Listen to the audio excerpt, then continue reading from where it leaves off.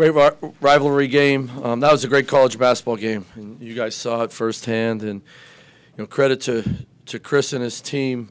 They've improved a ton, and they've been playing very well. And we had our hands full today, without a doubt. We knew one thing we needed to do was run them off the three-point line, and we sure didn't do that. But they did a really good job of making plays and getting guys shots, and so that was a big part of the game. And they did enough to hang around and almost find a way to get it.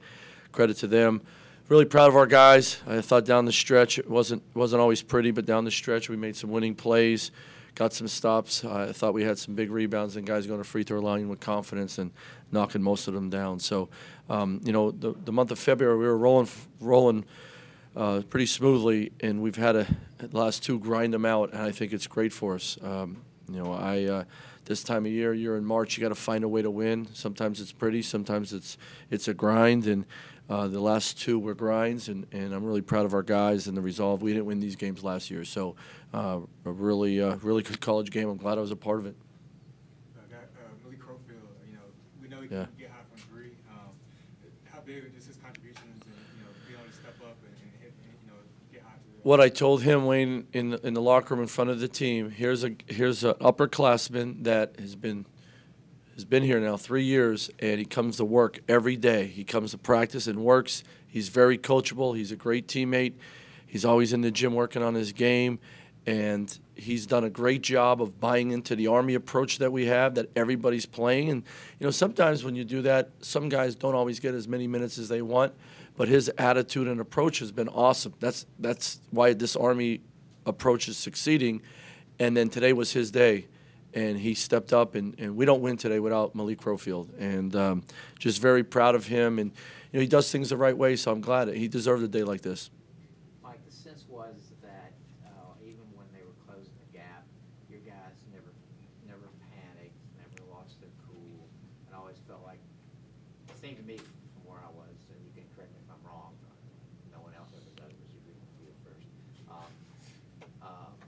They felt like they had the game under control. They weren't going to let it get away. And we really work on late game situations all the time. We talk about it. I put our guys in those situations. So, through a lot of practice and maturity, and you go through these in real game time, you're ready for the next one. So I think that has helped a lot.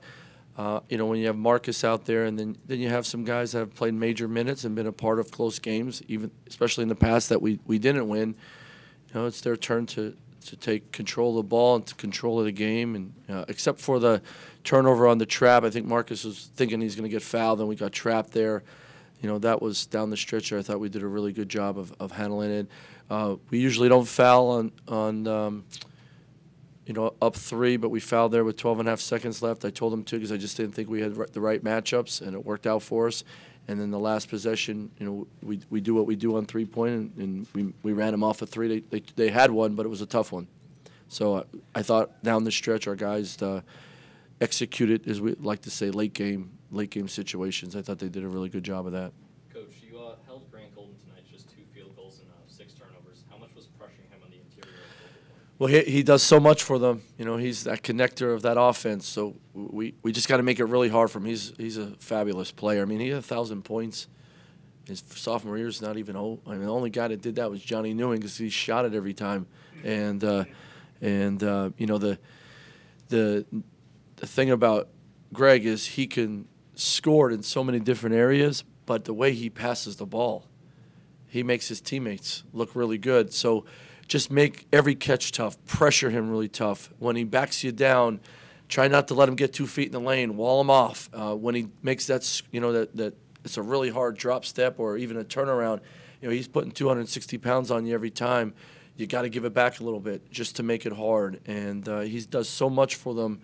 I'm not saying we tire him out because he's too good of a player to tire out, but just make it really hard. I thought we did that, and you have to take that. It's hard enough to try to take Gilliard out of it and Grant, and we have to make sure we just make it really hard for those guys. Mike, would you mind talking a minute about what it means from players 1 through 12 or 1 through 13 when you're using so many players for so many minutes? Yeah, you know what? It's been the best thing. It's been one of the most enjoyable years I've had coaching in 23 years because everybody's into it.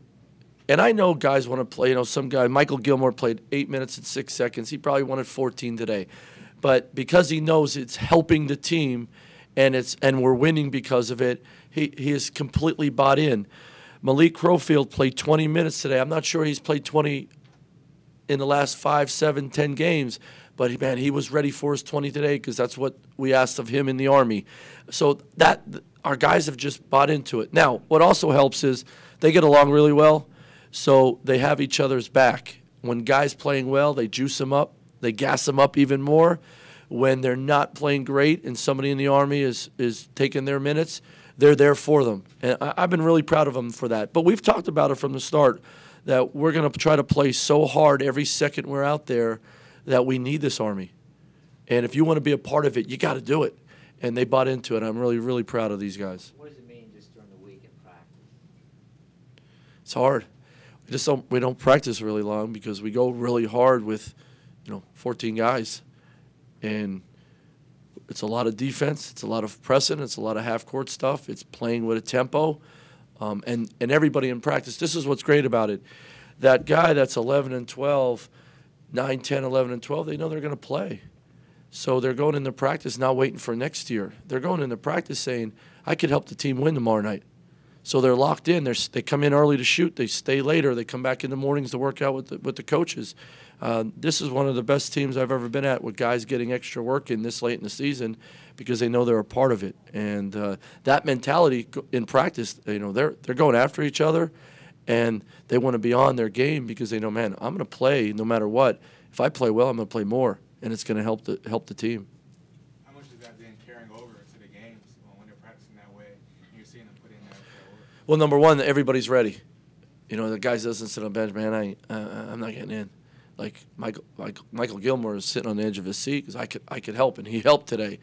Corey Douglas, Malik. Malik's just not going in to sub somebody to give him a break. He's going in there to do damage, and he did that today. And that's the mentality. And these guys know I'm gonna play it, and I'm not playing when the outcome's determined. I'm playing early in the game, and coach is gonna call my number. I just got to be ready. Time for 2 more. Vince Williams, only how many points? 6 points, 5 assists, 5 rebounds. 2 points. Oh, 2. Yeah. 2 points, 5 assists, 4 rebounds. What are you looking at? 6 points, 5 rebounds, 5 assists, 3 steals, and 2 for 2 from the free throw line. You'll correct him when he's wrong. So here's the thing about Vince. Vince, he's so versatile. He's just a versatile player, great know-how. He's lost 20 pounds since he got here, and he's getting in college basketball shape. He was out all summer, most of the fall, because he got shoulder surgery, and he's been putting extra work in all year long, and it's coming through. He's a basketball player.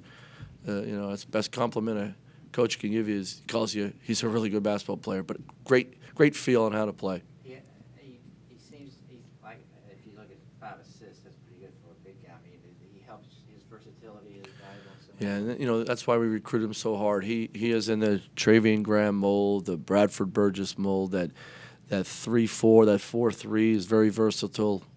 He's going to be. I think he's going to turn into a really good 3-point shooter, but. He can make plays at the rim. He can handle. He's that point forward mentality out there, and he really goes after the basketball. So he's really. I'm really happy he's in our uniform, and I think he can get a lot better. What's the message now heading into the final week of the regular season? These last 2 games. What are you going to be telling the guys about what you want to see? Win. This time it's March, and you got to win in March. And find a way. If it's a 1-pointer or it's a 10-pointer, it doesn't matter. Find a way to win. But let's see if we can get better in the next couple of days. See if we can get better to go on the road and try to find a way to get a road win. But it's take care of your teammates and win.